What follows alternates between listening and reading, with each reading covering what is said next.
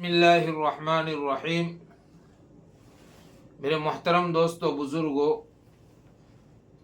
20 دسمبر 2025 کو ایک ملحد جناب جاوید اختر اور ایک مومن مفتی شمائل ندوی کے درمیان جو ڈیبیٹ ہوئی تھی ڈز گاڈ ایگزسٹ پر، آج لوگ اس کو بھول ہی گئے۔ ملحد کی طرف سے ایک سوال کیا گیا، اس کا مفتی شمائل ندوی نے کیا جواب دیا ہے،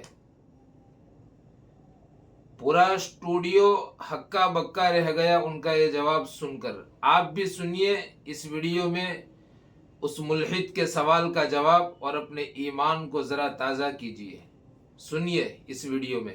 کسی بھی دنیا کی مذہبی کتاب میں ڈائناسور کا ذکر نہیں ہے، لیکن باقی سب باتیں، how to make universal four easy lessons and باقی سب پتہ ہے۔ یہ دنیا کیسے بنی تھی، کیسے مٹے گی، مرنے کے بعد کیا ہوگا، ان کو سب علم ہے۔ ان کو کسی کو ڈائناسور ہوتے تھے پہلے یہ نہیں پتا تھا۔ آپ نے کہا کہ کسی مذہبی کتاب میں ڈائناسور کا ذکر نہیں ہے، افسوس کہ آج تک کسی میتھمیٹکس کی کتاب میں مجھے ڈائناسور کا ذکر نہیں ملا۔